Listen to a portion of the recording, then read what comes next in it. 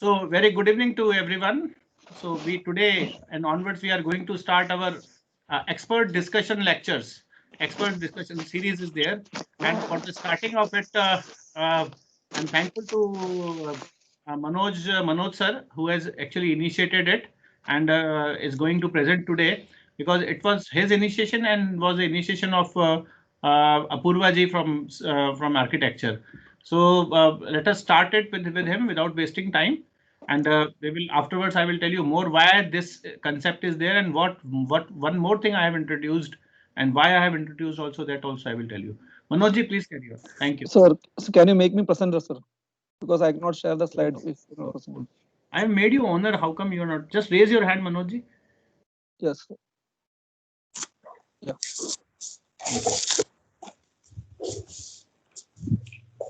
Yes, you are presented now. Yes. Thank Carry you. on. Sir.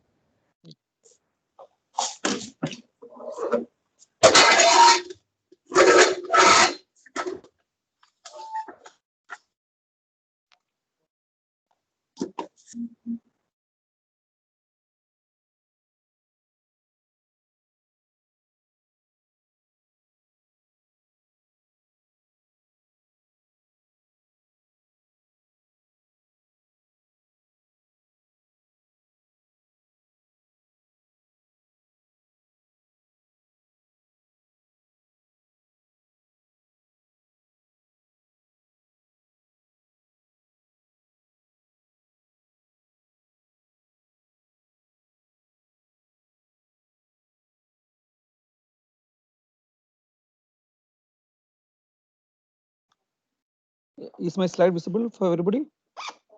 Yes, sir, it's visible. Yes, sir. Okay. So, good afternoon, everybody. Topic for my expert lecture discussion is the blockchain technology. So, basically, today I'll be covering on an introduction to blockchain, along with the basic uh, terminologies in blockchain and the basic coins which are present in blockchain technology, and some insights on how blockchain can be applied for education. So basically, when you consider blockchain, we can divide the term into two parts. One is the block, another one is the chain of blocks. So when you consider the name a block, so block can be a group of transactions which are arranged together, and this group of transactions are linked together by a component called as the hash. So actually we will deal with hash in the later of my section. Actually, the hash is actually a input which can be converted into a fixed length output. So any block can be linked with other block using the previous block's hash. So why it is called a blockchain? Because it's a chain of blocks arranged together which are linked by a block hash. So it is actually normally we use a algorithm for hashing. So we use the hashing algorithm SHA, secure hash algorithm for the blockchain. So basically, when you have a technical definition for a blockchain, it's a peer-to-peer model wherein every node or every user which is using the blockchain has equal capabilities. And another feature of the blockchain is it's a ledger. So by the ledger, we have the distributed ledger, wherein every node which is involved in the blockchain will have the equal powers and they can communicate to other nodes with the powers they have. And another feature of the ledger is so here are some key terms there. So I can explain you in the next slide about the key terms. One of the basic features of blockchain is it's secure. So the basic security is provided by the cryptography and from the hashing and from the other encryption technologies. So another feature is it's append only, and the main feature of blockchain which helps the blockchain to be extremely secure is the append only feature of blockchain, wherein we can add the new transactions, but it is very difficult to delete a transaction. That is the basic principle of immutability, wherein it's very difficult to undo a transaction which is happening in the blockchain, and we can add only or append only the new transactions. So another feature is about the agreement between the different nodes involved or different peers involved in the blockchain. So with this, we can go to the key terms is used in blockchains. One is peer-to-peer. So the basic, if you consider a normal banking system and a blockchain, the main difference here is the decentralization principle of blockchain, wherein there is no central controller in the case of a blockchain, and every device or every nodes which are connected to each other can directly communicate, and there is no coordination, or there's not a central controller for controlling the action. So next feature is a distributed ledger. So in the case of a ledger, it holds the copy of the entire transaction which is happening. And since the distributed ledger, every nodes or every device which is involved in the blockchain gets a copy of the ledger. And next feature is the security. The security is provided by cryptography, wherein it provides security through encryption, through the help of hashing, and with the help of the other features like privacy and integrity. And the next key term we are seeing is the append only. So you can add new data to the blockchain in a particular order, but we cannot change or modify the previous transaction. Suppose we are sending some money to a user, and that cannot be undone in the blockchain. Suppose a user A want to send some money to user B. Suppose it's 100 rupees. So when you send 100 rupees from user A to user B, that transaction which is occurring, so this transfer of money from A to B is occurring, that cannot be modified or that cannot be altered. So if we want to do further transaction, yes, that is possible using the append mode, wherein if user A want to send again some 1,000 rupees to B, it is possible. That is the principle of append principle. But if you want to undo the suppose the user B or the user A want to deny the amount which is transferred, that is not possible. That is the immutability principle. And another thing is the agreement. So agreement in blockchain is called as the consensus, wherein it is the basic principle of decentralization. I told you in earlier, it's a peer-to-peer model, wherein there is no central communication or central coordinator. So anybody can update the ledger, and anybody can modify the anybody can add the new transaction using the append mode.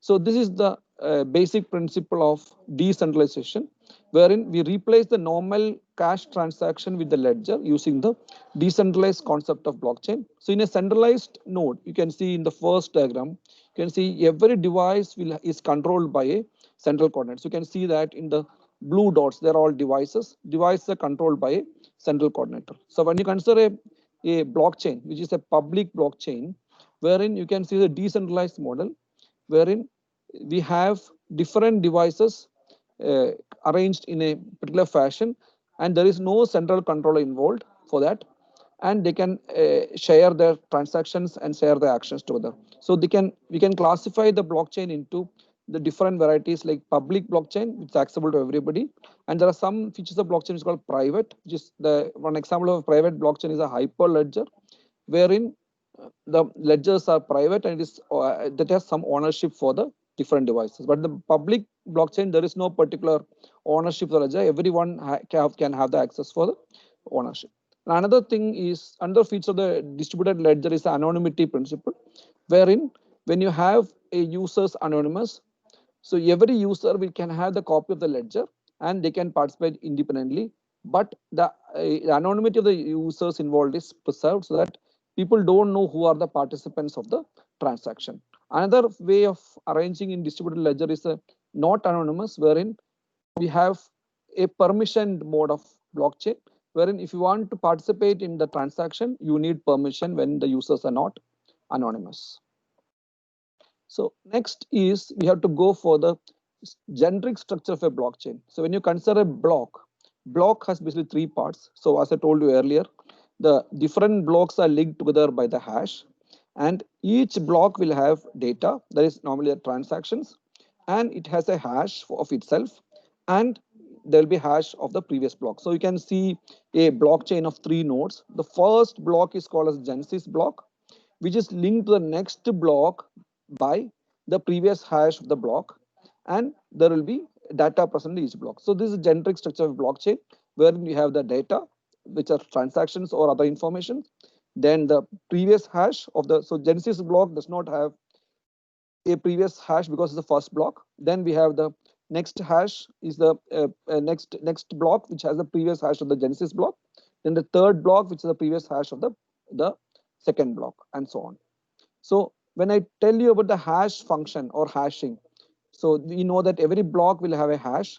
So the hash function is a mathematical function which converts a variable input data into a fixed length one, which is similar to a fingerprint, wherein suppose we normally, in the case of the blockchain, we use the secure hash algorithms, as SHA 256 for hashing, wherein we convert, suppose for example, if you want to convert this word, that is hello, from bits on blocks to the hashing hashed value or the hash, then we can use an SSH algorithm and convert it into a fixed length of like this. So this is how we do the hashing. It's a function which converts a variable length data into fixed length, and each block is linked together by the concept of hashing.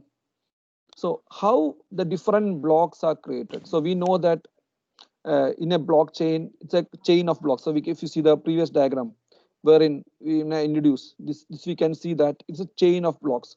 How this chain is created, or how each block is created. So there is a process involved in creating a block.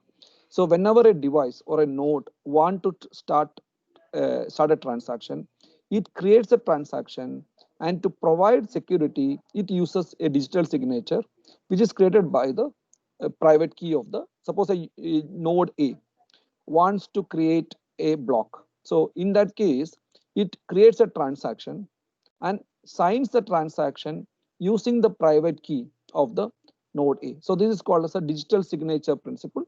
And once it is signed, it is propagated to using a protocol, which is called as a threading protocol, to all the nodes available in the network. And it has to be validated before it is converting to a block. Each transaction, whenever they want to be converted to a block, it has to be validated, and there's a validation procedure is done, and those validated transaction or those accepted transactions become the part of a chain. So if you have a chain of, suppose we have a chain of 3 nodes, we want to add a new block. Once the particular transaction is validated, the new 4th block becomes the part of this. So that is how we form the block. So I will demonstrate using a example wherein, suppose if you see the flow of the creation of a blockchain, suppose a transaction is requested for creating a block, then in the final, after the block is created, this block will represent the particular transaction which is requesting for the operation, and this block is sent. That's what I told in the third step. The second step, that is transaction propagated through the network using a flooding protocol. It is sent to the network, and every nodes participating receives that, and this transaction has to be validated by the nodes. And so there's a particular node which can create the block. Those blocks are called as the miners. So whenever we want to create a block, the process of creating the block is called as the mining. And the miners are specific nodes which get reward for creating the block. So how the reward is generated? So this is based on a consensus mechanism or an agreement mechanism called as proof of work.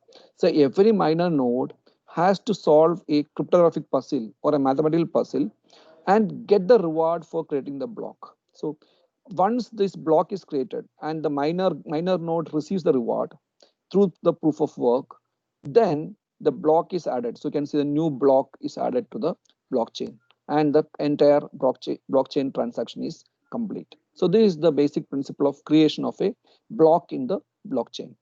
So when you consider a blockchain structure, we know that it has different hashes. Every block, suppose there are 3 blocks, every block have the corresponding hashes, and there will be, each block is linked to other block by using the previous hash. So you can see the hash 1 is the block 1. We have the genesis block has a hash of 0. Then the block 1 is linked to block 2 by the hash 1, and block 3 is linked to block 2 by the hash 2, and so on. That is how we create the blockchain structure. So this is the same process explained in a different pattern, wherein somebody accepts the request for a transaction, it has to be validated and just verified and converted to a particular block and provide the reward. So there are different generations of blockchain available. So now we've seen the technology. Now, what are the coins involved in this technology. So normally people, when they say blockchain, they know only Bitcoin, but still there is a evolution of blockchain technology, which is there from Bitcoin, which is for transferring the money, the digital currency. Then we had a Ripple and Dash. Second generation is what where I am doing the research. It is using the Ethereum concept, that is for creating the smart contract. Third generation is the enterprise blockchain. So this is where the private blockchain comes into picture. So the first generation, second generation is a public blockchain. Then the third generation is the private blockchain, wherein we have the Hyperledger and R3 Corda and Ethereum, another version of Ethereum called Ethereum Quorum. And the next generation will be the R chain, which is more scalable and more concurrent in nature. So we'll see some Bitcoins available, sorry, blockchain coins available. So one is the Bitcoin, which is developed first by Satoshi Nakamoto in 2008, and which is owning, it is doing the payment using the Bitcoin. And next one is, so here the basic coin for transaction cryptocurrency is a Bitcoin. And this, the basic feature is a decentralized nature and anonymity and transparency. And next one is the Ethereum, which is the decentralized platform. Again, it's a public blockchain, which is used to create the smart contracts and decentralized applications. So this is the basic principle of smart contract, wherein it's a contract which is having an agreement between the different parties involved in the transaction. So next one is the DApps feature, decentralized application, which are open source and which are anonymous for transactions.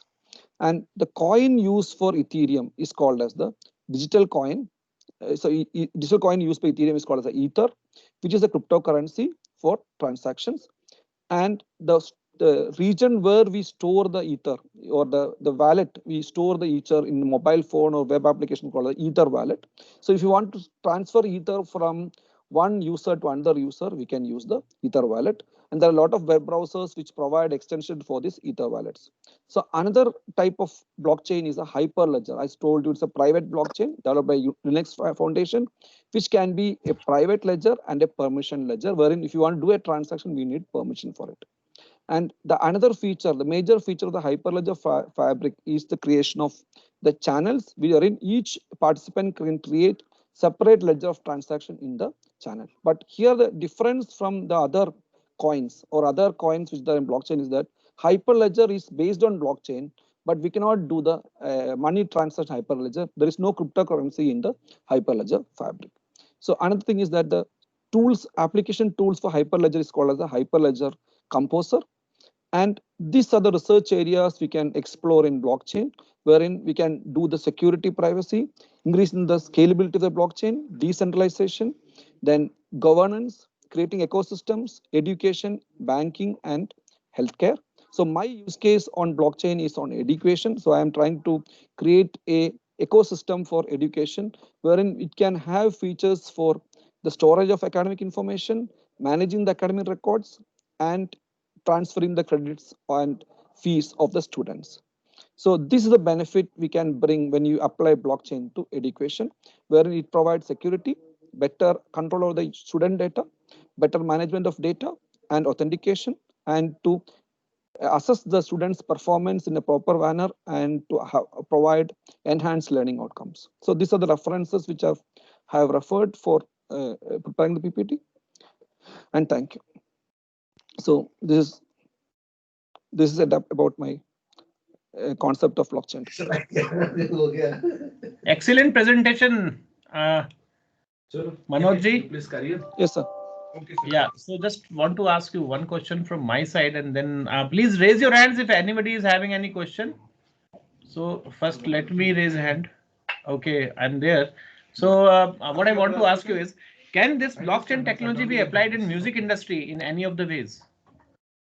Actually, that I have not explored that way, but I feel like we can use blockchain technology for music industry in sales and transfer of copyrights for music. That can be done. Copyright issues we can do for music. That way we can. That's what only, sir. That's what only I wanted to say, that if copyrights are there, because you might be knowing about the piracy going on in music industry, Yes. and also in your video industry also. So if once the things are recorded through this blockchain technology, I suppose that the subsequent things which will be coming afterwards will definitely Yes. be having a good stop over there. Yes, Right. sir. So this can be Yes. one of the things, and how it can be done, that can further be explored, and that Yes. can also be one research paper we can write together, Manoj, on this. Yes, Right. sir. Yes, sir. Yes, sir. Yes, sir. Thank you. Yeah, Jaskaran, you want to say something? Yes, sir. Yeah. So it was a very informative session. So my question is regarding Manoj sir. There is a lot of hype regarding the using blockchain and cryptocurrencies as a substitute for the formal currency. Even Oh. in some countries, they have floated this Ethereum, as you have told. The feasibility, if we switch to this type of mode of transaction, and there is a lack of regulation in this transaction. So what Mm. can blockchain? What do you think? Is it beneficial or it's a bane or a boon? Actually, we can take it this way. Even I am a part of Ethereum crowdfunding. Even I have invested some money in Ethereum. I feel it's like if the regulations are proper in India, actually it has not gone in that level in India. But if you see the other countries, like some countries, like small countries which were in some one of the, I forgot the name of the country. One country has developed entire ecosystem of blockchain wherein even governance is done through blockchain. So if the proper regulation is there, of course this will be a boom. And even now I am a part of the PiCoin also. So if you see a PiCoin which is developed by Stanford University, if that also flourish, and if that coin also I'm a pioneer of PiCoin.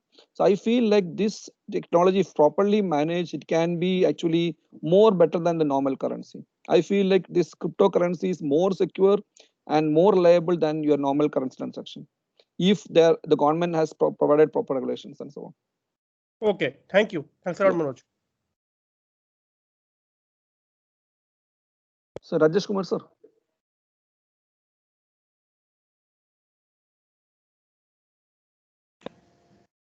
Yeah.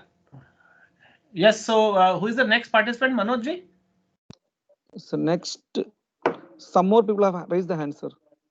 I Okay. think Rajesh Kumar sir has raised the hand. Rajesh Kumar sir Yeah, and yeah, Subhash Rajesh Chandra sir. Kumar. Yeah, actually, we have short of time. It is already 15:23, and next presenters are also there, and or otherwise it will be extended to some more time. So if you are ready for it, I do not have any objection in that. So Rajesh, you please ask, and who is the next one? Ankit, you will be presenting now. Yeah, Ankit Sharma sir. Yes, sir. Yes, sir. I will be presenting. So where is your guide? Is she there? She's here, sir. She's here. Yeah, madam, very good evening to you, and we heartily welcome you in this particular presentation. This is a initiative of this particular batch only, that whosoever is having something close to the heart, they can present over here. One more thing which I wanted to introduce over here is that you have to prepare a concept paper of 2000 words also on the things you are presenting. So this particularly has to be structured, and it should be in line with your guide. So please show it to your guide and then submit it to me. Okay. So there it has to be a 2000 words. You can say write up in the form of, maybe you might have suggested something out of your own original thought in that, so that all things should be there. And we will go for a plagiarism check. Rather, it is better you also go for a plagiarism check and check the plagiarism, that it should be less than 10% whenever you are submitting it finally to me. Right. So that practice has to be there. So ma'am, you are most welcome. Ma'am, please on your video so that we can welcome you. Ankit, please invite your guide. Sir, she was here, but now she's not. I don't know where she has gone. I'm Okay, calling anyways. her. Sir, Anyways, so we will proceed sir, further. Just if you have some question, you can ask afterwards offline also, or you want to ask it here? No, sir. I'm clear. Ankit, good Yes, afternoon. sir, shall I move? I have exam duty, sir. ma'am. She has arrived. She has arrived. Okay. Manoj, you can depart. Okay, thank you, sir. Thank you, sir. Yeah, fine. So Ankit, please welcome your guide. Nobody good else can welcome her better than you. Good afternoon to all. On behalf of the PhD scholars, I'm inviting my supervisor, Dr. Priyansha Mehra.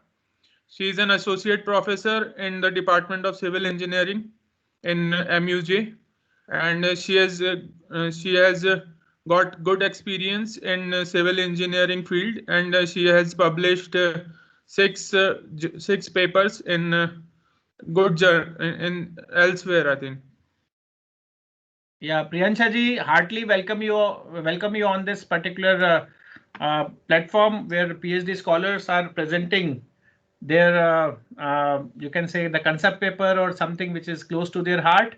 And Ankit is registered under you, and it is a very good initiative that you have taken this initiative to come in this particular meeting where your own student will be presenting. You are most welcome, ma'am.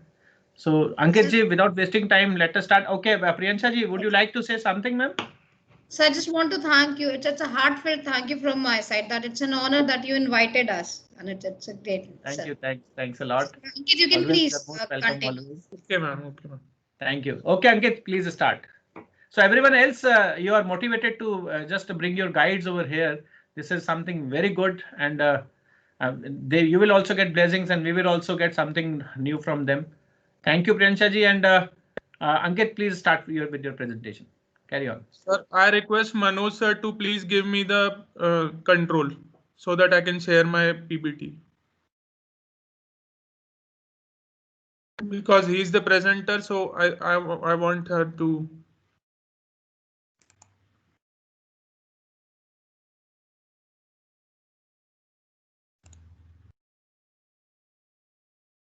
Manoj sir.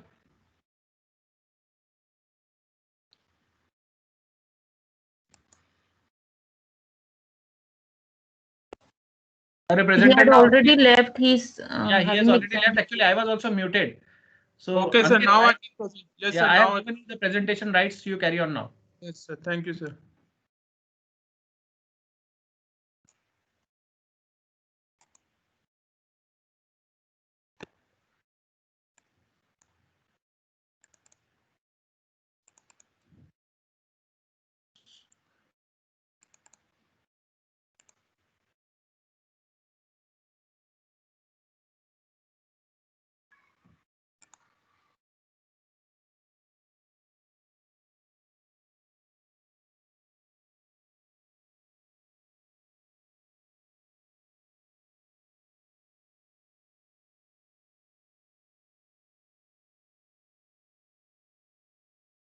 Good afternoon to all.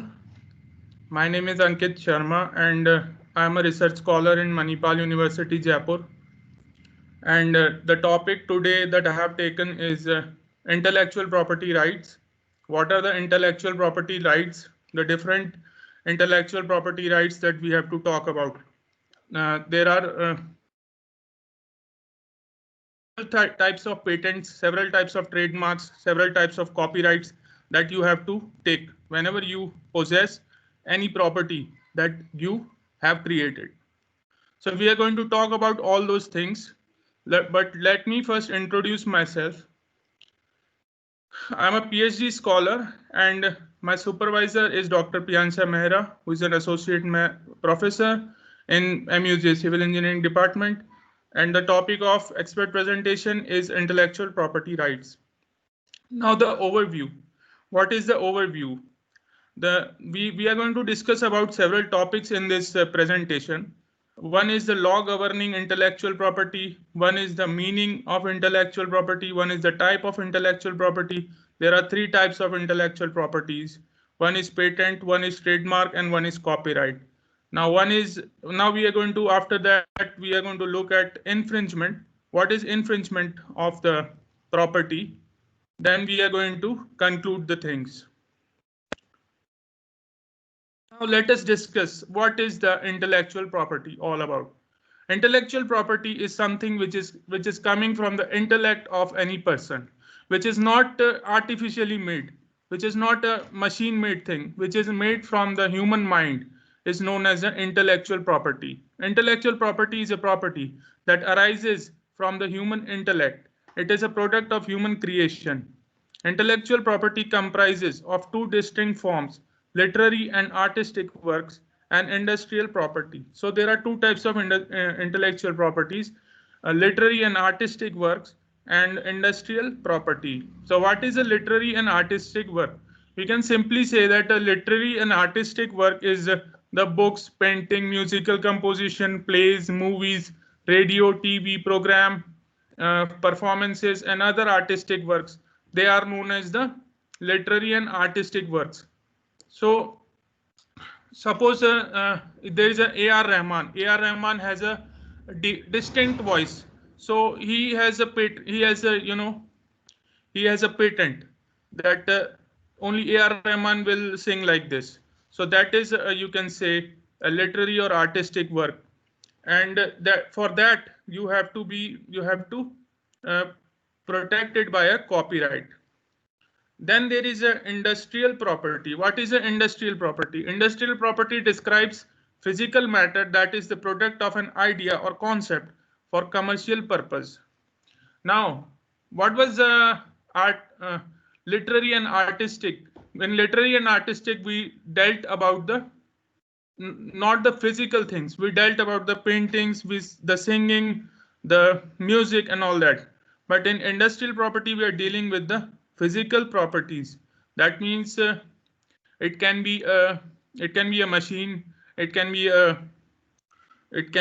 car, it can be anything that is a physical thing.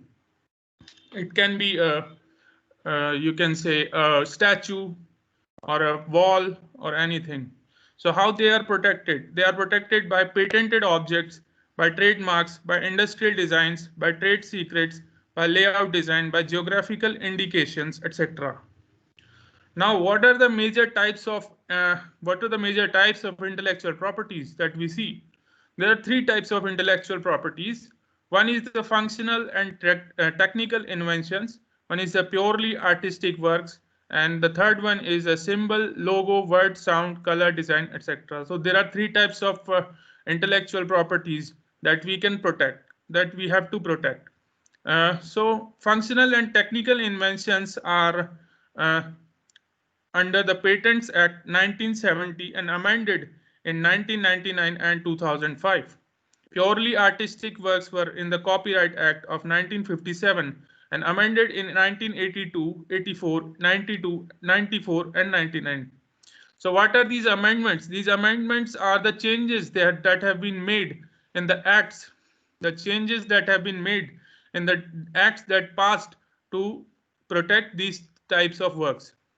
Then there is a symbol, logo, word, sound, color, design, etc. These were protected by a Trademark Act, which was in 1999 and amended in 1994, 96, and 2000. Now, there's a very important topic, that is a patent. What is a patent? Patent is a thing which you have discovered by your own intellect, and you don't want it to share it with anyone else. Because if you share your information to anyone else, it will become common. So what is the thing is that creating something is very difficult, but copying something is very easy. So you want to protect something which you have created. So patent is a very important thing, and I would like to share one more thing of filing a patent, which is from the Indian government. But it's not visible. It's not visible, so I will share it on WhatsApp if someone asks me. But patent is a thing which is governed by something exclusively by somebody.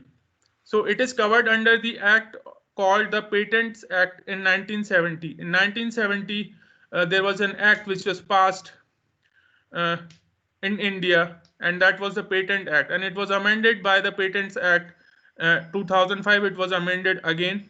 It extends to the whole of India. It shall come into force on such date as the central government may publish by notification in the official gazette. Now, what is the definition of patent? A patent describes an invention for which the inventor claims the exclusive right. As I have discussed earlier, that patent is a thing which has been invented by an inventor, which claims the exclusive right of it. Now, what are the invention patentable if the inventions are only patentable when it is new, it is useful, it is not obvious, it pertains to patentable subject matter, and so on. Now, what is the life and duration of a patent? term of the patent is 20 years from the date of filing for all types of inventions. Priority date is first to file. So whenever you have filed a patent, that patent is valid for 20 years of filing. So you have to remember it, because if after 20 years it will not be a patent. The date of patent is the date of filing the application for patent. The term of the patent is counted from this date. Now this is a very important information, that what is the fees for filing patent. Fees for filing patent is the government fee for filing a patent application in India is rupees 750 for individuals and rupees 3000 for legal entities. No fee for first and second year. Renewal fee for on yearly basis is required to be paid for 3rd to 20th for keeping the patent in force. Patent lapses if renewal fee is not paid within the prescribed period. Is a patent granted in one country enforceable in other countries? So if a patent is granted in India, would it be applicable in USA? So it's a very simple thing that it's not. A patent is just territorial in nature, so it would not be applicable in USA or any other country. If it is granted in India, it will not be applicable in any other country. Now this is a type of patent. You can see this is a patent. For patent, you have to go to the Indian Patent Office. There is an Indian Patent Office that you have to go. You have to fill some forms. After filling some forms, you have to do some formalities, and in around 1 to 2 years, your patent will be granted. So this is the procedure for granting the patent. Now there are trademarks. What are trademarks? Trademarks are the symbol, logo, word, sound, color. You have to, like the trademarks that HP has created, its different trademark. It's a symbol. It's known as the trademark. Now the registration process for trademarks is the application for search, application for registration, examination of trademark, advertisement of trademark, filing of opposition, certificate issued. So these are the trademarks. Different trademarks you can see: Vimal, ADT, FTOSA. So these are the different trademarks, and the incorrect use. The incorrect use, you can see that it's not the correct written in the correct way. Now, what are the duration and fees for trademark? So trademark is valid only for 10 years, and the duration is 10 years, and exclusively for owners. It's a service mark rights are reserved exclusively for owners for 17 years, and it can also be renewed. The government fees is 2,500 for each class of goods or services. Now the third and the last is the copyright. What is a copyright? The Indian Copyright Acts in 1957 governs the system of copyrights. So meaning is that right which grants protection to the unique expression of ideas. So copyright is given to literary, films, dramatic, musical, artistic, sound recording. These all things are covered by copyright. Now this is the registration process of copyright. I have already discussed the same registration process which is for patent is for copyright.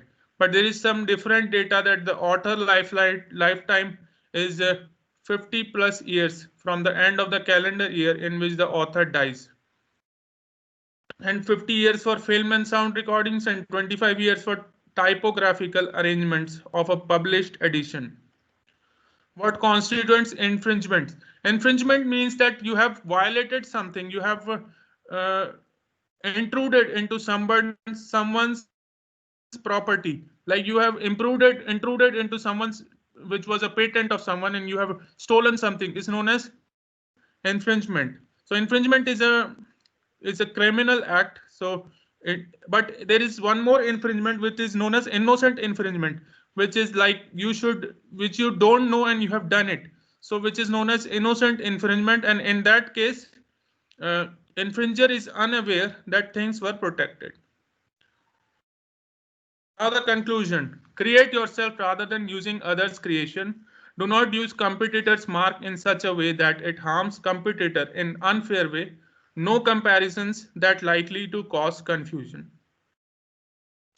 Now, technological advancement made the job of the creator easy. It is also made the job of the copier easy. Thank you. Any questions?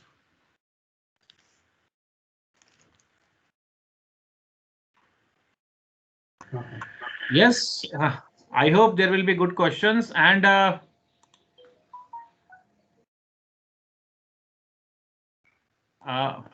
one more thing, I would like to welcome Mr. Divya Prithwani, who is the CEO of our Atal Incubation Center. Divya ji, most welcome to you. And as I have already discussed with you that this particular session is regarding the expert discussion forum for the faculty, research scholars, those who will be discussing their things over here, and we will be having some cross questioning and which will definitely develop certain good aspects of clarity of the concepts with not only the scholars but with everyone else over here. Yeah. Right. Yeah. Thank you, sir. Thanks for joining us. Thank you so much, sir. Yeah. Thank you. Yeah, any question on the IPR side from your side? Pava sir, just a request. I have another meeting to attend, so I would like to take a leave from you. And thank you for such a wonderful platform for PhD students. And Ankit, it was wonderful. Highly appreciating. The topic was really good. Thankful to Pava sir for such a wonderful platform, sir. Thank you, Dr. Priyansha, because when guides come along with the students, not only the right, morale and the motivation and this what you call as the level of that particular student who is presenting raises, and it is for all other students also, because we all are here just in order to make them feel comfortable and make them feel good and make them work also. So thank you very much, Dr. Priyansha. Thanks a lot. Thank you, ma'am. Thank you. And Ankit, such a good presentation. I'm very glad and I'm very happy. Thank you, sir. Great. Yeah, so anyone else, any question? No questions at all? So Ankit, I would like to ask you one thing, that in Indian system, yeah, hold on, Yashasvi now. Yeah, in Indian system of intellectual property rights, what are the glitches which you have found, or what are the limitations with which we are working, which can be overcome afterwards? Yeah. Sir, the intellectual property rights in India are, if you compare it with the intellectual property rights of US, so in US, anyone is eligible to get the patent, but in India, for filing a patent, you have to do a lot of formalities, a lot of different forms you have to fill, and there are a lot of troubles that you might go in. So I think that is the hurdle that comes in anyone's life when he is taking patent or copyrights in India. He has to fill a lot of forms and a lot of formalities he has to do. Probably the patents might not be filed in even 2 years or 4 years, so it might take some time. But in USA, if your job is, or in other countries, if your product is genuine, you might get it in good time as well. Yeah. Yeah, fine. But here again, you are very correct that sometimes, to some extent, this thing is there. But there are other things to be explored, Ankit. But really a very good presentation. I highly appreciate it. Yeah, Yashasvi, your call now.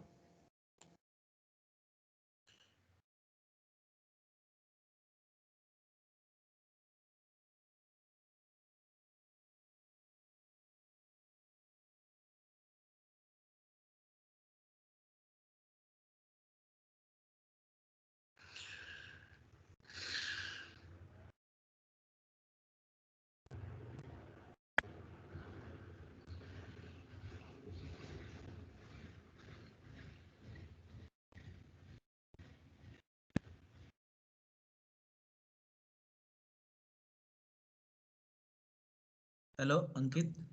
Yes. Yes. Can I ask a question? Yes. Sure. Yeah, infringement and copyright. Is there any difference in between? Well, copyright is a thing that is given to musical, literary, films, and drama, and like there is a Kapil Sharma show. So you have given it a copyright that only Kapil will produce it.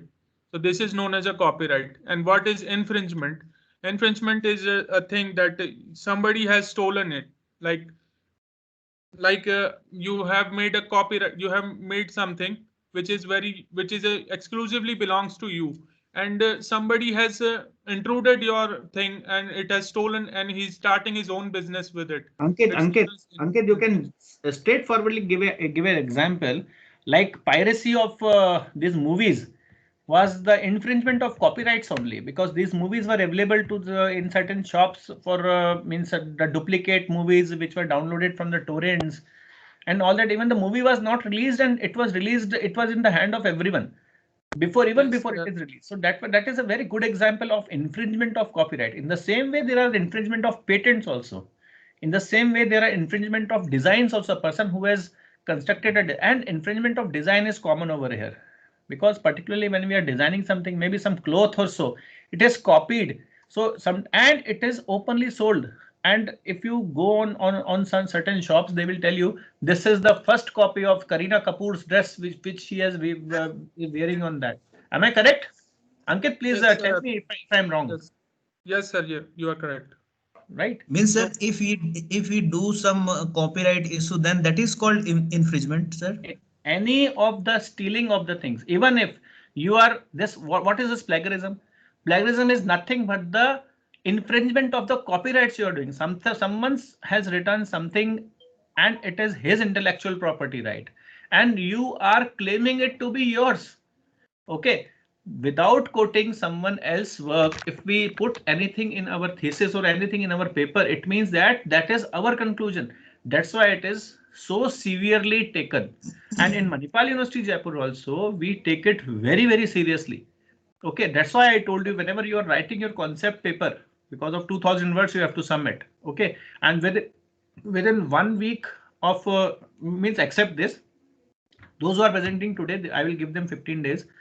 Whosoever will be presenting afterwards, they will be given 1 week to write a 2000 words concept paper, and they have to submit. Okay, that is what, and that also has to be properly checked. Okay, Nikhil ji? Yes, sir. Yeah. So yeah, Jaskaran, your turn. Yes, sir. So Ankit, it's a very nice presentation. So I have a one question, that the biggest impediment in Indian scenario is a compulsory licensing under Indian Patents Act. So Yes, sir. so what are the solutions regarding this? Because there is a scenario of evergreening of patents also. So what can be done under the compulsory licensing in Indian regime of copyrights? Can you please repeat your question? Under the Indian Patents Act, there is a very controversial section that says about compulsory licensing. Okay. Yes. So it's an impediment in Indian scenario, and there is a chance of evergreening of patents. Okay. Yes. So what can be done in Indian scenario to avoid compulsory licensing so that we give opportunity for innovation to occur? Okay. Yeah. So what are your views regarding this to decrease this compulsory licensing and give chance more to innovations? I think there should be a duration for which this licensing has to be given. Like you are giving the licensing for 15 years, and after that, that goes to someone else, which Okay, gets that is which gives. already there in the act. That is already there. That to what extent, to what period this particular patents will be granted to you. That is already there. He's talking about evergreen licensing. So I think evergreen licensing means that if somebody has acquired a patent, it's for lifetime. But It's I a like don't. it is, but it is not Correct. there. I think it should. There should be a limit of age. There's a 70 limit. years. Like 15 years. 70 years is the time for patents to be licensed in India. Yes, sir. I had been a corporate lawyer also. So to some extent, I also remember certain things when I was practicing. Anyways, I don't know whether it has been changed or not, but at that time when I was studying, it was 70. Not been changed, sir. It has not yet been changed. Fine. Thank you. Thank you. Yeah. Yeah. Okay. Thank you, Ankit. Excellent presentation. And let me tell you. Sir, can I ask one question? Jayati, I was thinking where you are. Okay, carry on. First of all, Ankit, it was a very good presentation. I'm just confused on one thing. You gave an example of A.R. Rahman, right? That the voice A.R. Rahman is having, he can only sings like that. So I just want to ask, the copyright is on the voice or copyright is on the songs which is he creating? You know, if someone turns up with the same voice, is that copyright violation? Actually, the copyright is on the songs. It's not on the voice.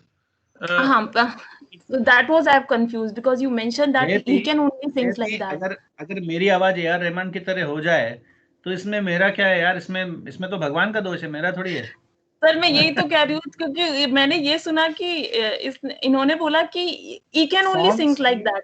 मेरे को लगा कि copyright होता है। सुनो मेरी बात, मैं बताता हूँ। Ankit, please correct me if I am wrong.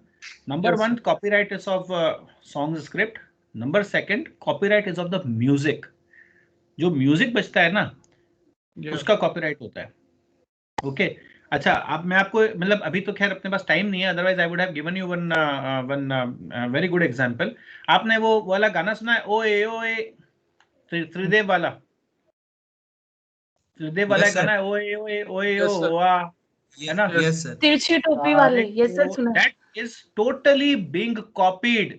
आप जाके उस पे नेट पे सर्च कीजिए, उसका यों का यों कॉपी आपको मिलेगा, जो कि मतलब कहीं फॉरेन से उसका उस इंग्लिश सॉन्ग से वो पहले वाला स्टैंजा लिया हुआ है पूरा, मतलब it's not stanza but for the first music. That is infringement, live infringement of copyright, and if you want I can share it with you. चलिए ठीक है, who is the next presenter? I hope Jayati, is it okay? Yes sir, it is okay, thank you. Fine. Yeah, who is the next presenter? I hope Apurva ji has joined. Yeah, she has joined. Apurva, please take over. Okay. Thank you, sir. Thank you, Jayati, for carrying it forward up till here. And sorry for joining in late. I guess the next presenter is Gaurav Kumar Soni, sir. Gaurav, sir, you'll be presenting next. Yeah, ma'am. Good afternoon, all of you. Good afternoon.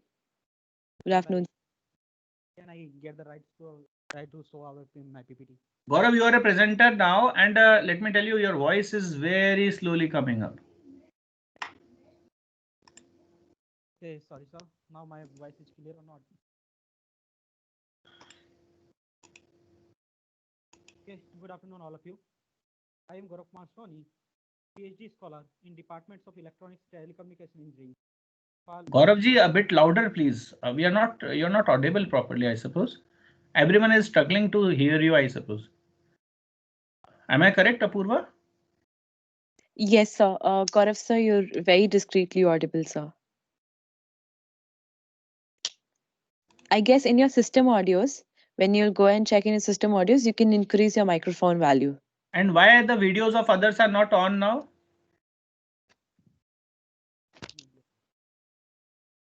And I'll also request till the meantime, Gaurav sir is checking his microphone. I have 3 spots open for 21st. So the scholars who are interested to present on 21st, 3 scholars can write their name in the chat box.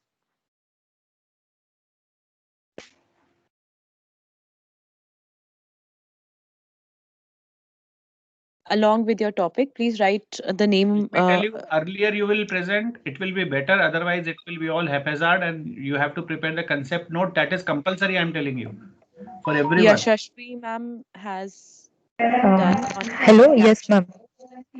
Yes, ma'am. Okay.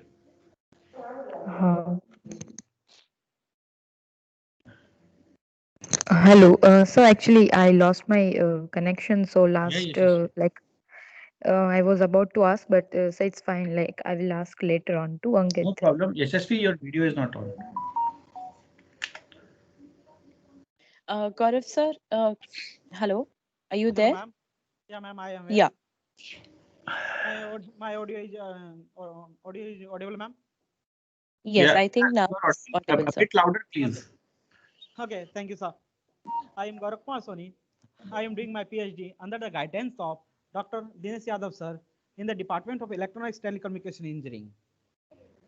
I told about the today my topics, that is biomedical antenna design. Before going to the topic, I told something about the biomedical antenna, why we need this, why we use this in today's scenario. In today's scenario, we see that most Yeah, of the Gaurav, things. please go full screen.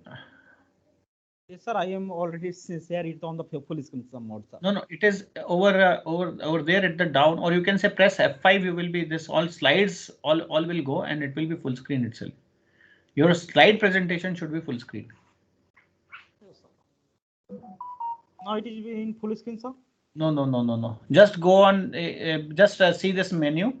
Just go on slideshow above. Menu bar. Slideshow. ऊपर जाइए ऊपर. ये जो लिखा है ना home insert design, इसके पास में जाइए, स्लाइड शो पे जाइए. हाँ, अब आप देखिए फ्रॉम बिगनिंग आ रहा है ना. हाँ, इसको दबा दीजिए. Okay. Now we move to our topics, that is normally antenna design. Before going to the antenna design, I told you something about the antenna, why we use this. In maximum of the today age, we are going to the most of the field going to the in biomedical engineering and biomedical departments. If we have anything, we are going to the for the biomedical disease, biomedical treatments. Now the age of the coronavirus, again we have help for the COVID-19 due to biomedical emergency in it. So in that, we maximum work on going to the biomedical engineering, biomedical department using the different equipments. So in this presentation, I am going to tell about the what is biomedical antenna, what is used for each human body in the field of biomedical. Before going to the biomedical antenna, I some to introduce about the antenna. What is antenna? What is antenna? An antenna is electromedical radiation that convert electric current into radiation or radiation into electric currents that is mainly used for the transmission and receiving of the radio signals. Normally we are antenna used for the wireless communication, wireless performance, that is totally dependent on the antenna design and its implementation. Before going to the antenna designing, I told something about for what is antenna and its type. We are going to talk about the antenna type, that is microstrip antenna, printed antenna. Gaurav sir, extremely sorry to interrupt you in between. I guess your slides are not moving. I'm seeing only the first slide. Is it with me only or is it with everyone else? Ma'am, only No, me. no, it is with everyone else actually. Gaurav, either you have not shared your screen properly, and secondly, because if your slide will not move, we'll not be able to understand anything. So I told you to just go on. Okay, what share button you have used, I don't know. But here from the beginning, if you just click, I think that will show your full slideshow. So now my slide is moving or not? No. You just go on second slide now. Okay, give me a Okay, you press escape now. Escape. Now, sir, it is moving. No, it is not moving. Press escape. I am already used the escape, so. Yeah. Now. Sir, try to share it again. Just try to share your screen again and then.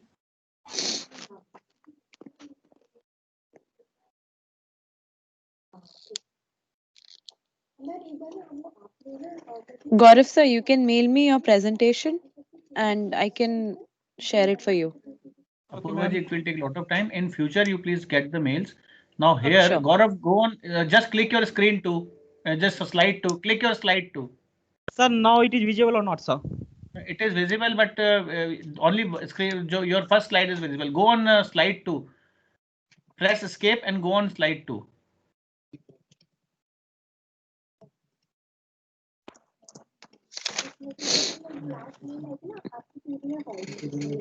Looks like some. So now it is visible, sir, from different slides. Yeah, now it is.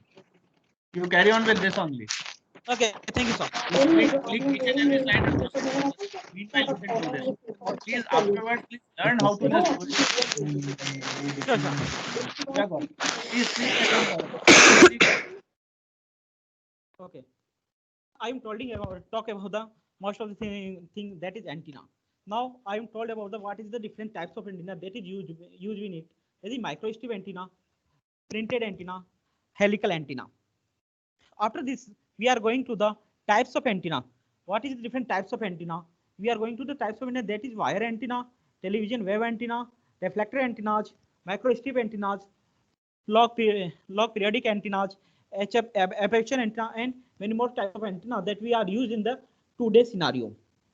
For the different of this, I am mainly going to the antennas using biomedical application. In the biomedical application, various application we are going to use for the antenna purpose. That is in the biomedical antenna design. That is most usable things. That is size of antenna. First, size of antenna. Another is the power consumption of the antenna.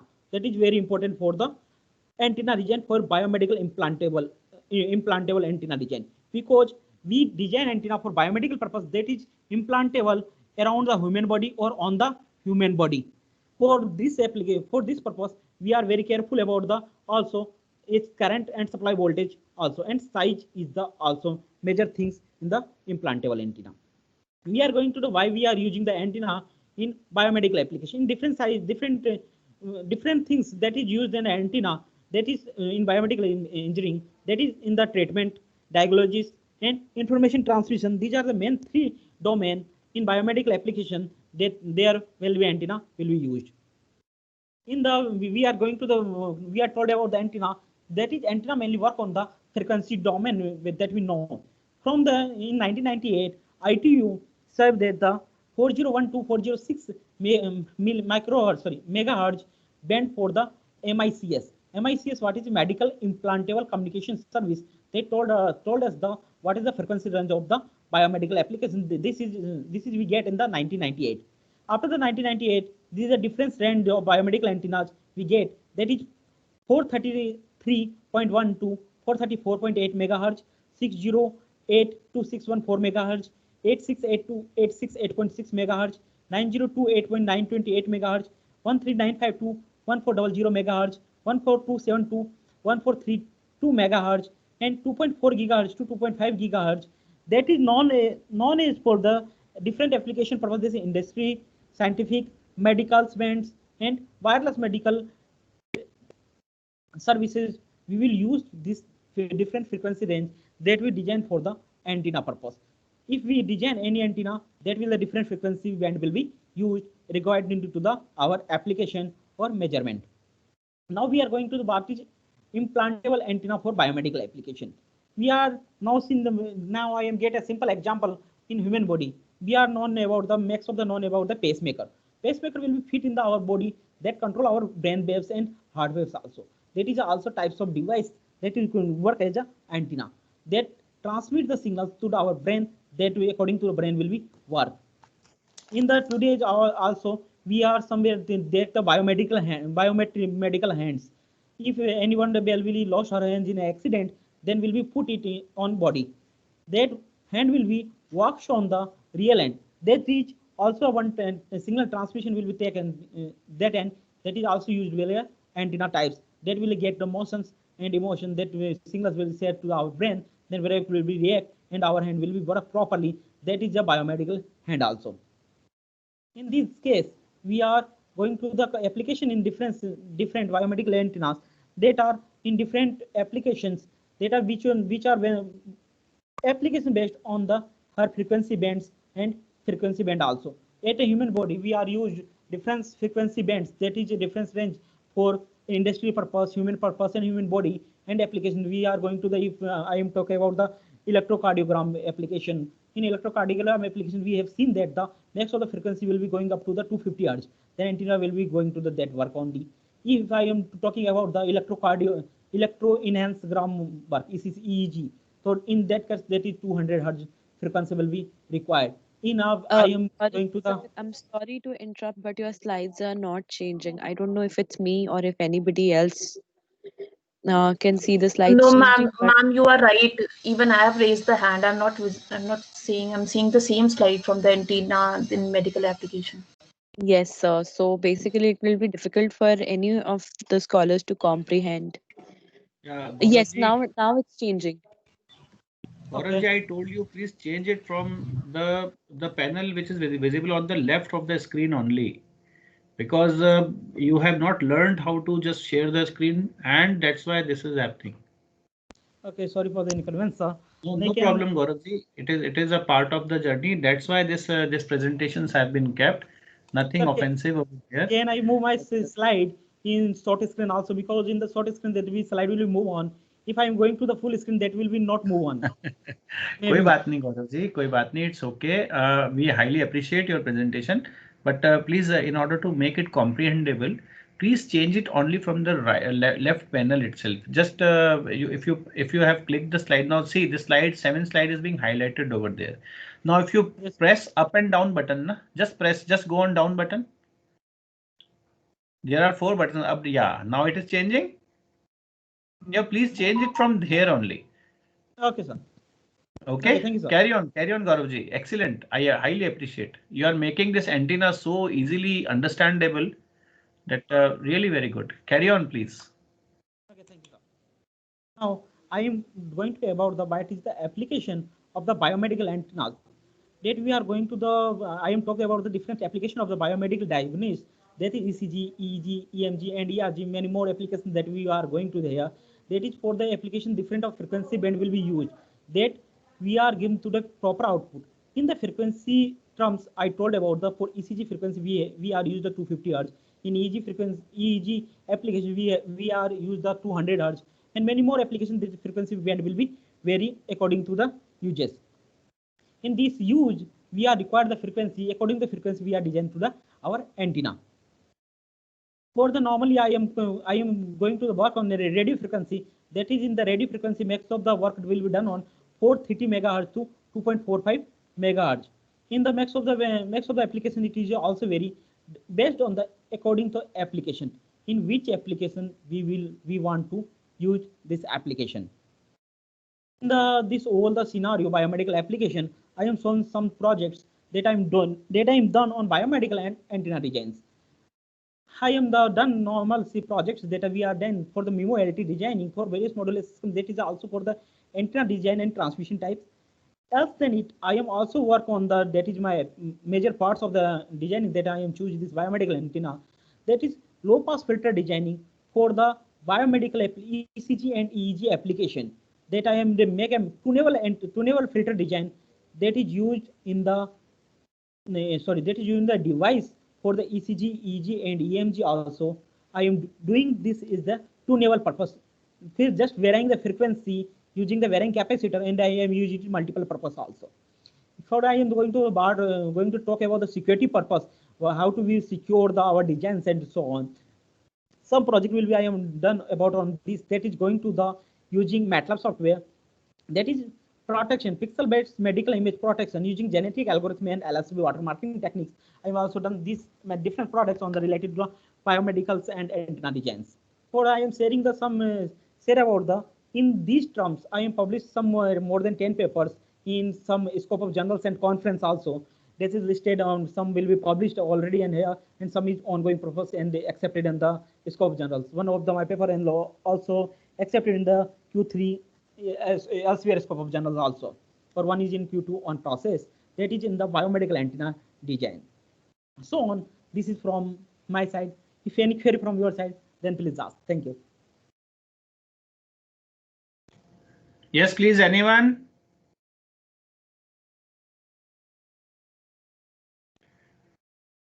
Okay, should I ask? I wanted to ask at the end. So if there is no query, I will ask my query. Sure, sir. It's my pleasure. Gauravji, first of all, congratulations for such a very good and conceptual presentation you have made. And this actually is one of the examples, though I think you are more on your presentation than on the technology of MS Teams. No problem. It's okay. We all are okay with that. But yeah, you need to learn that also. Anyways, Gauravji, just want to ask you one thing, is that have you calculated the cost effectiveness of such antenna? Yes, sir. Before the designing, we are going to the, this is our trajectory. For the cost efficiency designing, we are going to this power supply requirement, its components requirement. That is also will be a part of the biomedical designing. If any designing, we are going to the first, this is the first part. That is cost efficiency. Fine. Secondly, is it financially feasible and economically viable? That is to be checked, because a product which you are preparing, because this for sure will be patented to some extent, and yeah, because you must go for patenting of such a good design and good thing you are going for. But will it be sellable in the market? Have you studied about it? Yes, sir. I am going to the most some study about this, because in the my PhD work under the guidance of my guide, the Dr. Dinesh Yadav sir, I am going to design some implantable antenna that measure our blood related diseases using only touch by the our antenna. We are not going to the take the blood samples and all. Now I am going to the for diagnosis. No. Gaurav, I'm talking about something else. Such type of antenna, will it be sellable in the market? Have you studied that? Have you gone for that? That's why I asked you financial feasibility and economic viability. Yes, sir. These I am showing in the market that I am showing here for the ECG low pass filter filter and so on. That are available on the market. Or not? Yes, I stated that is available on the market. Texal and Intel will be also work on it. Then will be available on the market. What that I am going to talk about the blood related antenna design that are not available this time in market, sir. That is okay, Gauravji. I'm still, because you are again sticking on the technology part. I'm talking to you about the market part, or you can say the business part of it. Okay, so is it economically means financially feasible and economically viable? Means your product, will it be sellable in the market, whatever you are producing? So you are saying that yes, it will be, but have you done any market research on it? No, sir. This is will be going on, sir. This Absolutely. Is that is the answer. So what is suggested is that you can actually go for some market research, particularly on this, that to what extent will it be consumable in the market itself. If you do not know how to do it, come to me, I will tell you how to do it. Okay, sure, sir. Thank you, sir. Okay. Yeah. Any other question from anyone else? Anything else? Yeah, Purvaji, please wind it up. Sir, there's one more presentation left, but if we have time, then we can go. We can have it, no problem. Okay, then I think the next person who has, thank you so much, Gaurav Kumar Soni sir, for presenting. That was a wonderful presentation. And next is Nikhil Rajan sir. Yeah. Nikhil sir, are you here today? Yes, ma'am. Yes, ma'am. Okay, so I'll just make you the presenter. Give me a minute. Yes, ma'am. Please give me some control.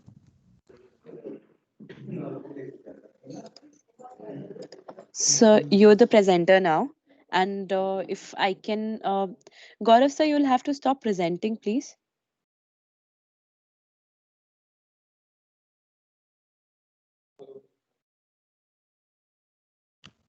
Yeah, thank you. Nikhil sir, okay, so you see a raised hand option. Besides that, you'll see a 3 dot icon, which on which you'll go and it'll show you more options. Okay, ma'am. Right, Okay. and towards one second, towards the just towards the left hand side of the leaf, there is a share option, right? Yes, You ma'am. go and you go and click to the share option, Yeah, and definitely. then when you're going on the share option, you can click on your desktop. Okay, and then whatever is open, whatever is opened on your desktop will start presenting. So once you go on your slide, you can open your slideshow. Okay, ma'am. Right, and then start presenting.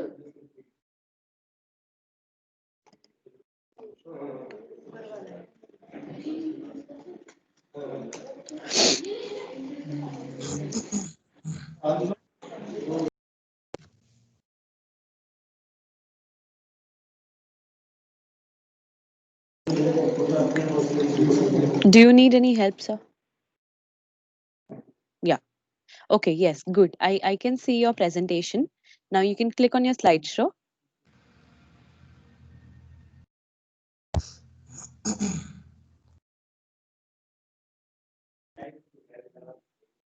Okay, the slideshow option will be towards the bottom right. Yeah. Uh, yes, towards the immediate right. Yeah, this one, this one. Yes. Yeah, is that visible to all? Yeah. Hello. Yeah, Yes, it is sir, visible. visible. Carry on, Nikhilji. Excellent. Very good. Yeah. Thank you, sir.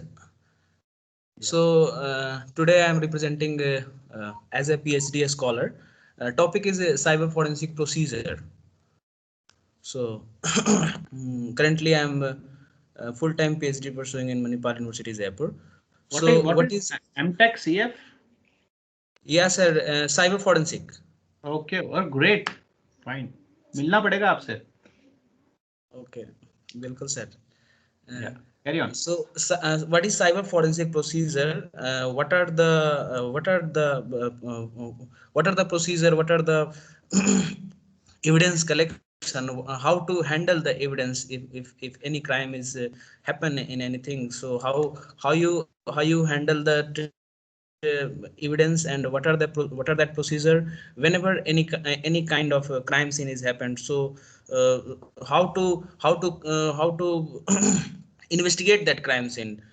If any persons not uh, we don't need to call the police, we don't need to call the forensic expert.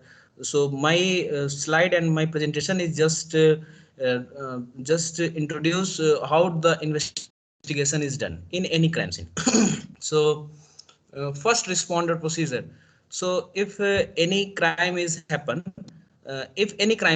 so first responder team is came.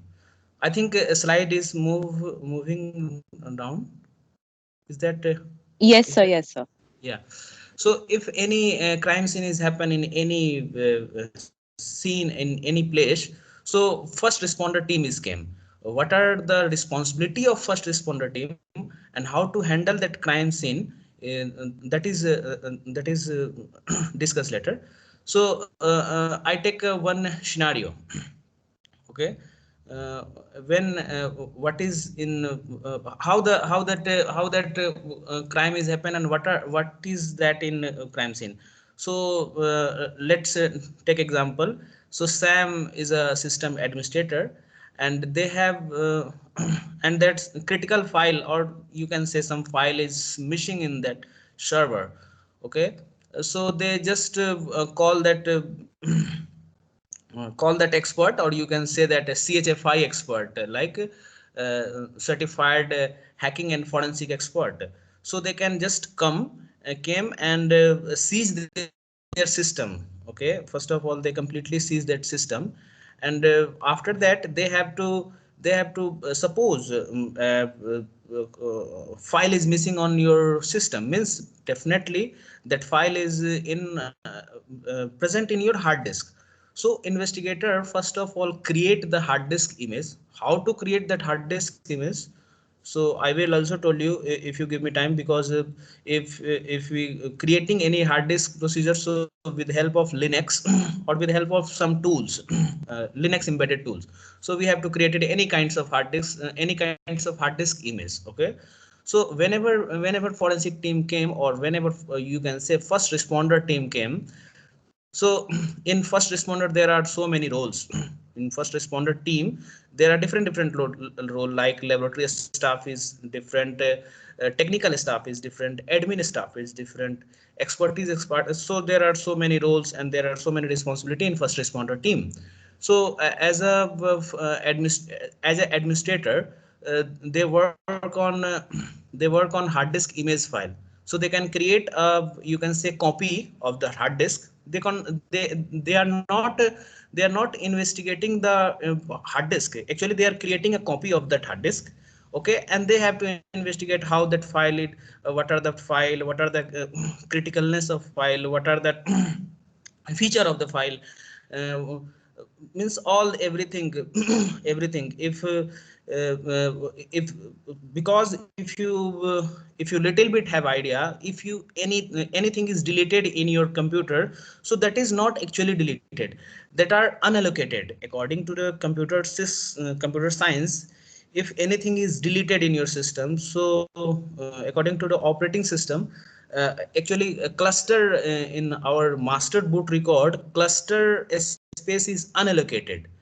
So same thing in forensic team or investigation team, they have to work on cluster because they have masterpiece tool, they have expert tool, they actually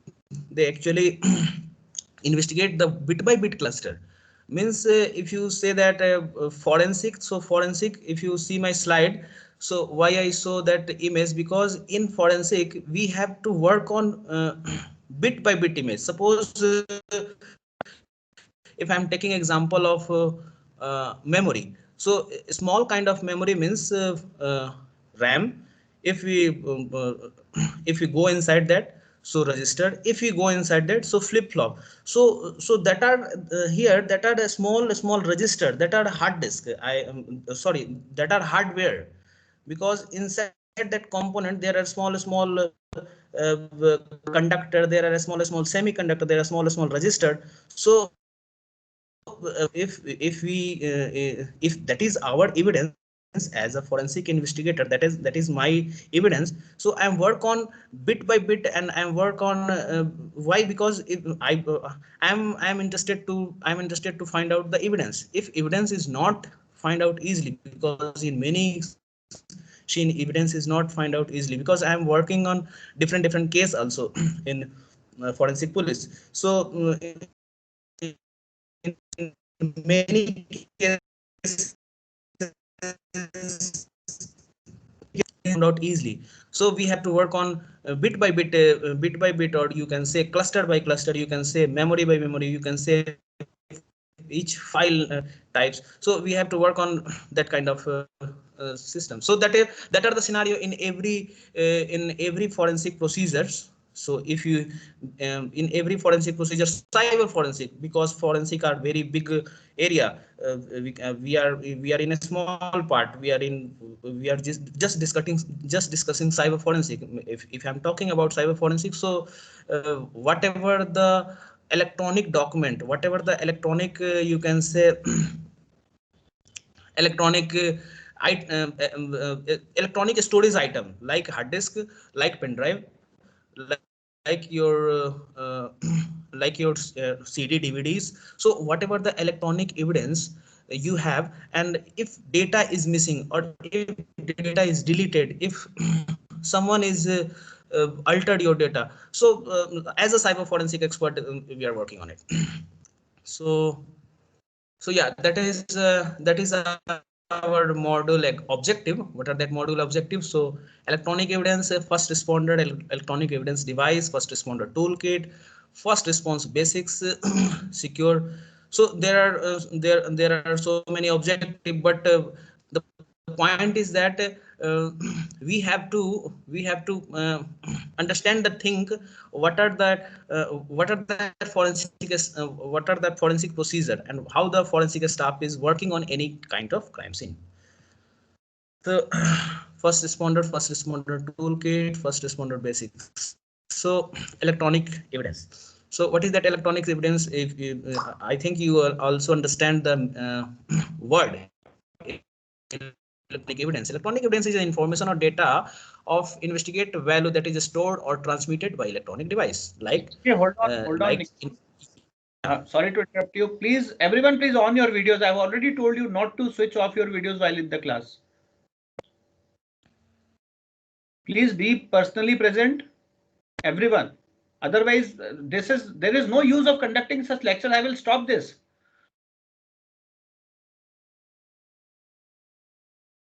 Yeah, carry on, please.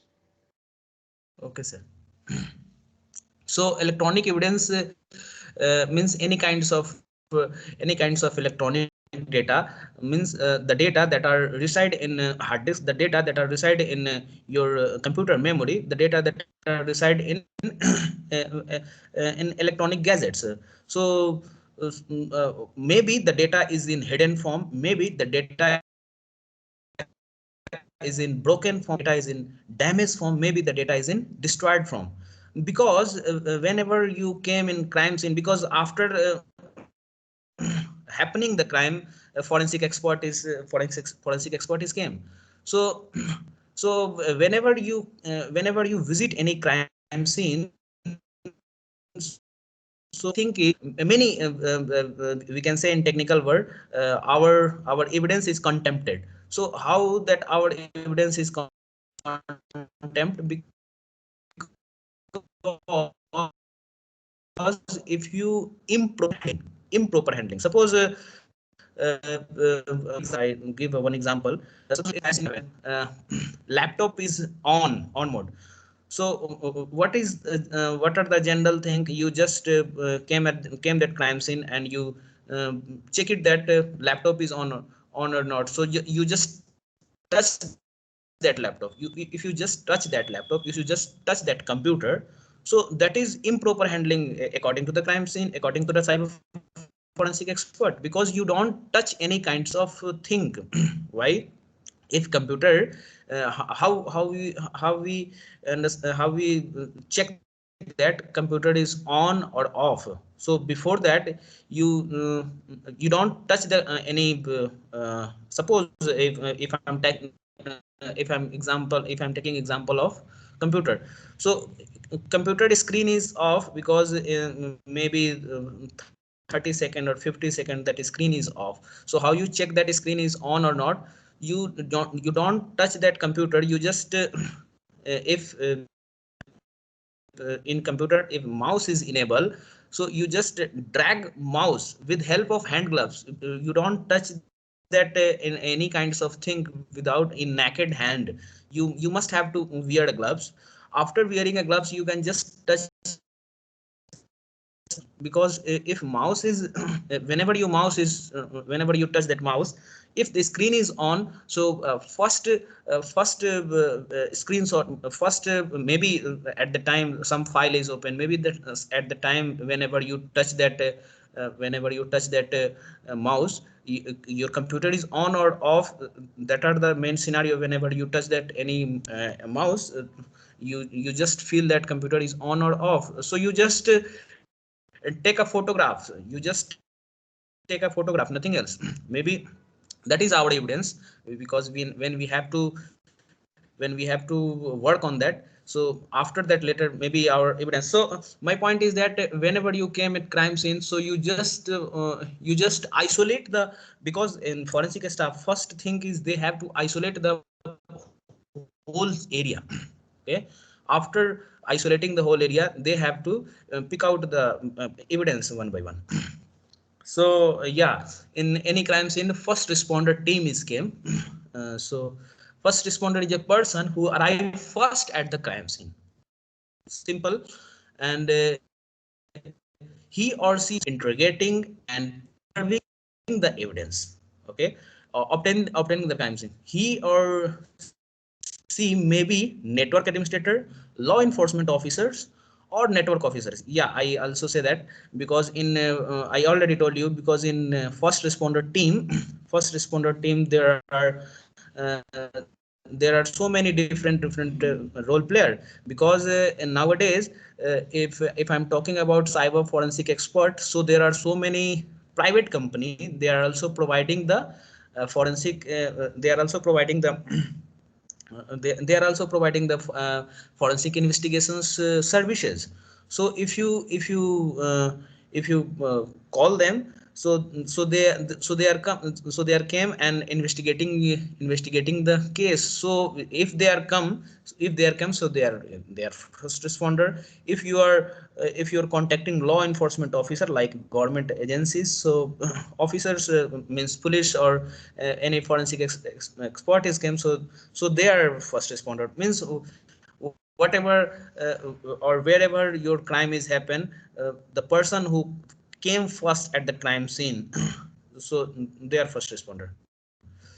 So role of first responder: identify the crime scene, protect the crime scene, preserve the temporary or fragile evidence. Yeah, the third point is important. fragile evidence fragile evidence means the kinds of evidence that are easily volatile. Suppose a broken hard disk. Maybe at that crime scene you find out a broken hard disk. Maybe at that crime scene you find out you find out the laptop. Inside that laptop, a browser. Inside that browser, cookies. Cookies is kinds of memory inside the browser. So that is also fragile evidence, because maybe cookies is after shutting down that memory, after shutting down your device, after shutting down your laptop, the kinds of evidence, the kinds of memory that are reside in your RAM, that are also fragile evidence. So how to preserve that fragile evidence? So that is also a responsibility of first responder. Collect the complete information about the incidents, documenting all the findings. Yeah. Fifth point is very important. Why? Because in every first responder team, they must have to prepare a chain of custody.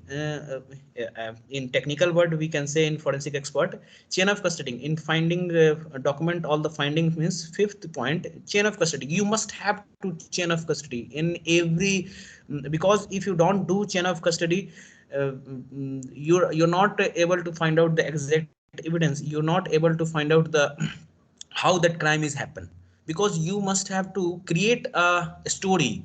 What are that in crime scene? What are that how the victim and how the criminal is doing that kind of activity? What are the position of victim? What are that response of you can say a criminal? So you must have to documenting all the things, because after that chain of custody is actually a main thing whenever, because in every crime scene you must have to go and check and do whatever the evidence is find out or not find out. But at the end of the story, maybe you don't have to solve that case. So you just prepare chain of custody bit by bit step. Packaging and transporting, yeah, that is also important, because packaging and transporting that are also in forensic way, because in forensic staff they have isolated hard type tools. Any evidence, if you pick out that evidence at crime scene, so you must have to capture that evidence and stored in your isolated hardware tools, because maybe that I already told you, maybe that are fragile evidence, maybe that are any kinds of evidence, but you must have to kept in isolated form, because in forensic staff they have isolated tool, you can say that, because that kinds of tools that are completely in standard manner. Whatever, suppose pen drive, so whatever the state of pen drive, so if because in the pen drive maybe someone have fingerprint. So why I say that packaging and transporting is also important, because fingerprint is not fingerprint is also not contaminated. Yeah. Please hurry up. Okay sir. So electronic device, so I already told you any kinds of electronic device at that crime scene. So pager, digital camera, answering machine, memory card, thumb drive, hard drive, and computer systems. First responder toolkit. Yeah, first responder toolkit, set of tools that help the first responder collecting genuine and presentable evidence, understanding limitations and capability of electronic evidence at the time of collections. First responder to select the trusted computer forensic tools. So yeah, whatever the forensic tool used by the first responder, the forensic tool is also you can say they are not use a freeware software, they are not use a piracy software, because if you don't have idea, like if I'm talking about any kinds of forensic tools. So one forensic tool is FTK Imager. So if you purchase FTK Imager, so 7 to 8 lakhs, if that are the actual price of FTK Imager. But if you use freeware FTK Imager, so there are a lot of freeware software is available on internet and also in many areas. So creating an first responder toolkit. So yeah, I already told you trusted forensic document of that computer documenting all the crime scene summary and tools, test and tools.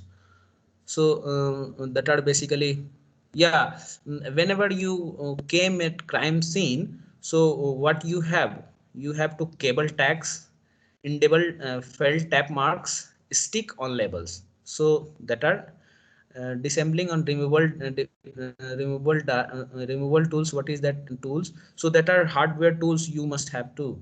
What is that? Flat blade, extended pillars, specialized screwdrivers, hex nut, needle. So that are basically hardware tools also you must have.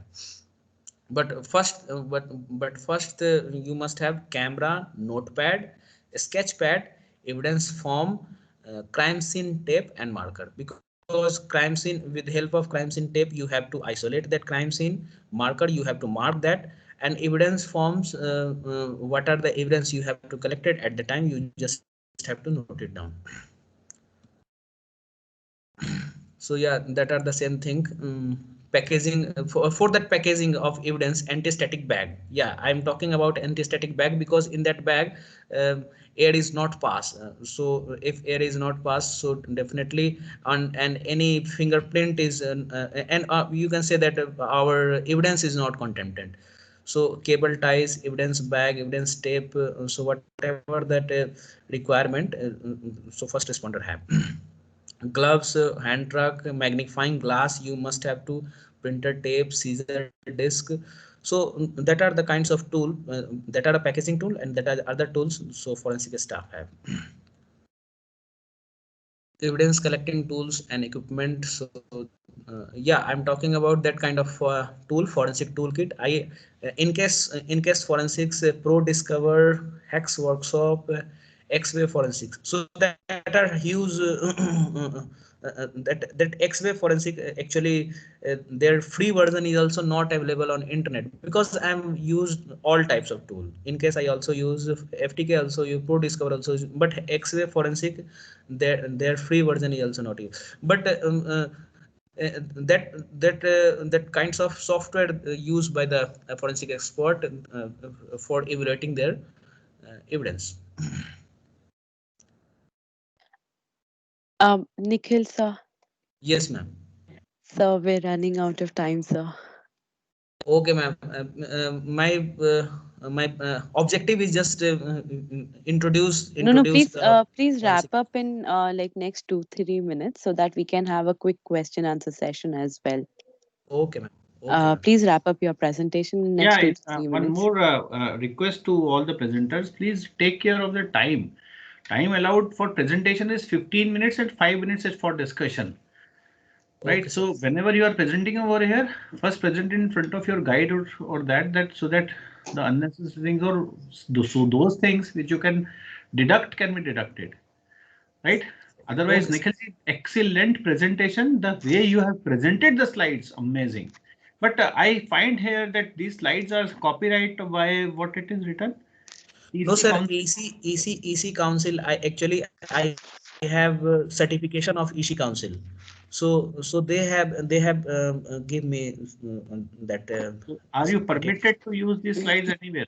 Yeah, definitely, because I have certificate of EC Council, sir. Okay, but let me tell you one more thing, and it is a request to every presenter.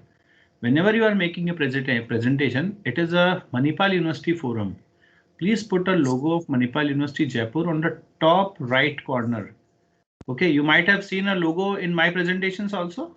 Yes, sir, likewise, it has to be there over here too. In the top right corner, you can put your logo over there. Okay. Okay. So this is what is requested to all of you. Okay, and Nikhilji, highly appreciable. So you have something more to wrap up, or this is the last slide? No, sir, that is not last slide. There are so many things, but yeah, I have to wrap up the things. Yeah, yeah, because you have to. And secondly, Nikhilji, one more thing. You know that you have to give a concept paper of 2000 words, and it should be in your own words. Means there will be a plaque check for that too. Okay, sir. Right? Please submit it as soon as possible. And what is the criteria of submitting this particular paper is that not only presenting, you must also ensure and know and learn how to write the things. So there has to be a structured presentation which starts from introduction and ends with the conclusion. And please put some original findings of yourselves also. Okay. Research paper, you mean to say, sir? Research paper? Yeah, it can be research paper, it can be concept paper. Means the concept which you have made us understand, it should be in the form of a document. Okay, sir. Any topic that are not related to forensic means? No. This is the topic which you have presented. You have to give a concept paper on this only. Okay, sir. Okay. Including something new you which you have found out. You can just include that also. Some new suggestions if you are making on the basis of the studies which you have done. Means there has to be some analysis and conclusion part. Application, that how or to what extent you know, what are the limitations of the things which you have done, how it will be overcome. You can just write it, pen it down. No need to apply any test, or no, I don't need any statistics. Okay. Mm-hmm. Okay. Yeah, carry on, Nikhil, carry on. So yeah, I already discussed that forensic staff have different role players: system admin, laboratory forensic staffs, and local manager. So local manager is just isolate the evidence and tapping the thing, just marking the thing. That are the local forensic staff. Laboratory forensic staff, they're working on a forensic tool, and system admin just coordinating all the thing and just observing what are that local manager have, what are that local manager work on that small and what are that laboratory forensic staff. So they are just system admin, so they're just check it out all the things. And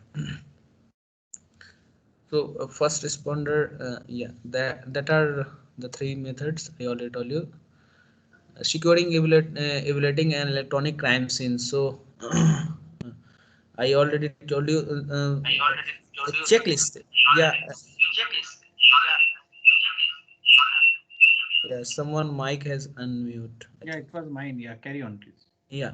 The checklist is managed by forensic expert, verifying and type of evidence, make sure the scene is safe, and you have to other response, isolate the persons, locate the victim, verify the data, transmit the additional flash message, and request additional help to scene if needed. So that kind of checklist we the forensic staff manage. And last thing is yeah, that kind of that are the way whenever we have to protect that any kind of crime scene. Warrant search, yeah, because whenever we do the any kinds of seizure procedures, so we must have the warrant. So on that kind of warrant I have, yeah, sample of the consent or search form. So that are the thing whenever we have to do the any kind of crime, any kind of seizure the procedure or consent. So we have, so the witness signature is must, the relationship of that search, and date of birth, time, place, the all things are filled by the persons whenever you have to do the forensic, or whenever you have to do the seize the all the thing. So witness signature, you must have. So on, and what are the prelim interviews? So at the time you must have to prelim like that kind of questions. So honored user of electronic device found at that crime scene. So username, internet service provider, password, purpose of using systems, automatic applications. So that kind of question you must have to arrive. at the time whenever you have to do the forensic. Conducting initial interviews. So documenting electronic crime scenes, I already discussed that. document the scene, unchain the historical physical scenes, electronic component conditions of computer systems, and photograph the things. That are the main things. You must have to photograph all the things, because whenever you have to take the photographs, so all the thing is in isolate format. So after photographing the thing, you must have to sketch the evidence, sketch one by one, like locations, like the situations, like the whatever the positions at that computer, whatever the position of the evidence, you must have to sketching all the things. So video shooting at that crime scene. So yeah, at that crime scene, that are the way whenever forensic staff find out that fingerprint, find out that do that video shootings, and they are actually sketching all the thing. So yeah, I discussing earlier how power is on, even computer power is on. So stop and think, collect the RAM informations running computer, which is occasionally vital in the case. So whenever computer is on, so you must have to collect the information that are reside in RAM. You don't disturb the RAM, you don't disturb the system, you don't shut down the systems, because whenever you shut down, so all the evidence is lost. And whenever computer is off, so you just drag the mouse, drag the mouse. So yeah, whenever the mouse slightly, observe the changes from the blank screen and another screen to note down the changes and photograph the scenes. So that are the thing. There are so many things. First, last one thing I discuss with you is that are evidence. Chain of custody, yeah, that are I already told you. Documenting all the crime scenes means you must have to do a chain of custody. So whatever the chain of custody inside that, case number, name and title of whom receives, address, telephone number, date and time. So that are the procedure whenever any forensic staff do that kind of matter. So that are becoming a linking of chain of custody. Means chain of custody is not a one time process. Whenever you have to visit the crime scene time to time, so you must have to do that chain of custody, because whenever do that chain of custody, the linking of the evidence and the find out the actual means we can say those who are attempting the murder, those who are attempting the, means you find out the guilty, because whenever you do more times of chain of custody, so maybe the linking is you have to lead that case. So that are the format of chain of custody document process. And that are our model summary. So question and answer. Yes. Yes, sir. That are wrap up at my point, sir. Okay. Anybody, any questions? Yes, ma'am, I have one question. Yes, Ankit sir, please ask. Yes, Nikhil sir, it was a very good presentation, and you explained all the concepts with very with clarity, and you have given a very lengthy presentation, which is of your own capability, which gives a sign of your own capability. So I would like to ask one question. I cannot figure out any problem in this whole thing, any solution to the problem that in this whole thing, that you are detecting where the crime is happening, and where you have to do the prevention. You are not doing the cure. Can you go into the brain of the criminal and you can sense that the crime is going to happen now and you can avoid that?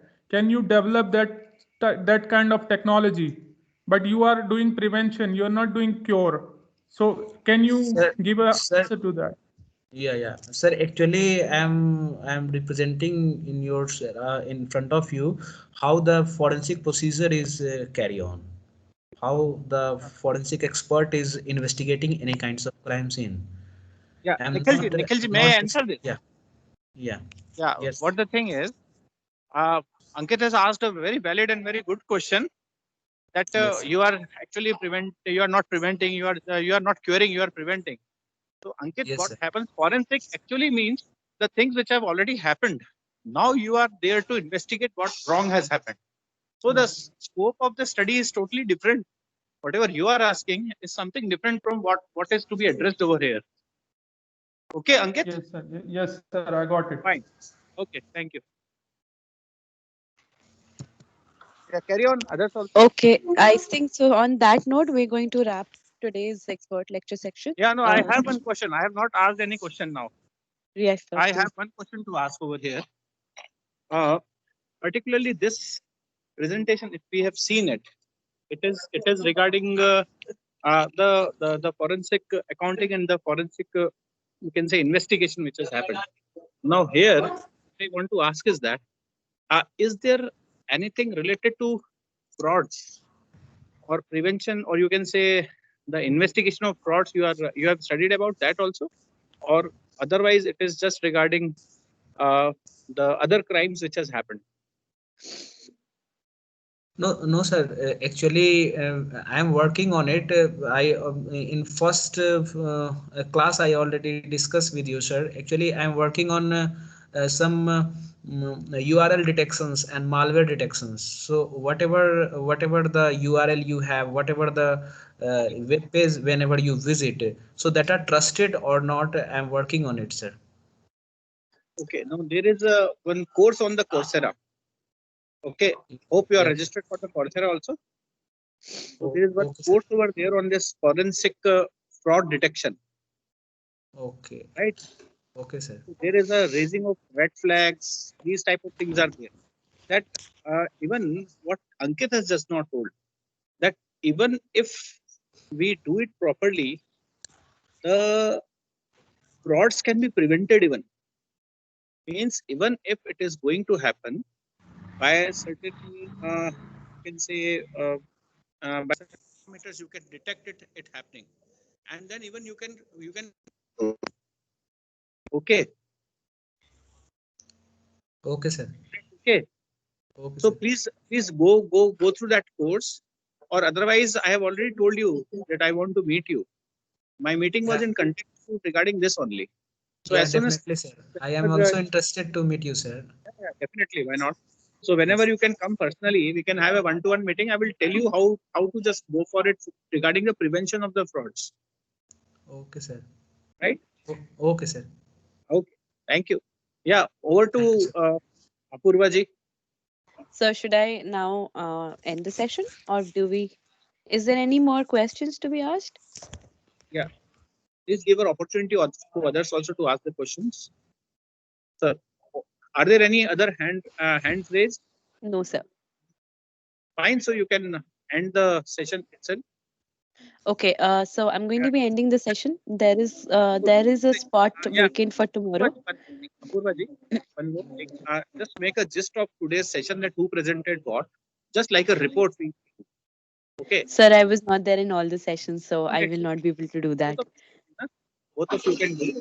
Half of the session, Manoj sir was there. I was there in the entire full session, and you were there in the rest of the half.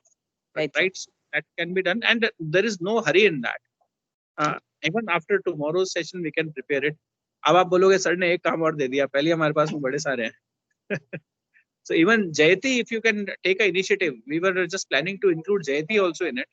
Jayati, there, Jayati. Okay, sir. Okay, yes, sir. Jayati, this is your permanent job to prepare the reports of all the presentations happening over here. Okay, sir. I'll do that. Thank you, Jayati. And just give me a call after this class is over. Okay, sir. Okay. Okay, thank you. We do have one spot open for tomorrow's presentation if anybody is interested. So just let me know on the group chat. Okay, thank you so much, everyone. Thank you to all the presenters today. And we'll meet here back again at 3 p.m. tomorrow. Thank you. Thank you, ma'am. Thank you all. Thank you. Bye bye. Thank you.